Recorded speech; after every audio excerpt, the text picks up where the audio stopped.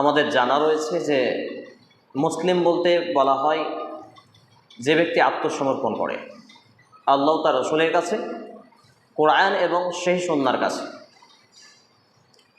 আপনাদের মসজিদের অনেক কিছু পরিবর্তন আলহামদুলিল্লাহ আমাকে মুগ্ধ করেছে। তার একটি হচ্ছে মসজিদের পরিষ্কার পরিচ্ছন্নতা এবং মসজিদের সুগন্ধি লাগানো। এটি সুন্নাত এবং খুবই ভালো নেকির কাজ। তবে আরেকটি দুঃখের খবর হচ্ছে যে আজান হয়ে যাওয়ার পরেও মসজিদের দুটি কাতার পর্যন্ত পরিপূর্ণ হয় না। এটা কিন্তু লজ্জার এবং দুঃখের ব্যাপার, বিশেষ করে মুসলিম সমাজের জন্য।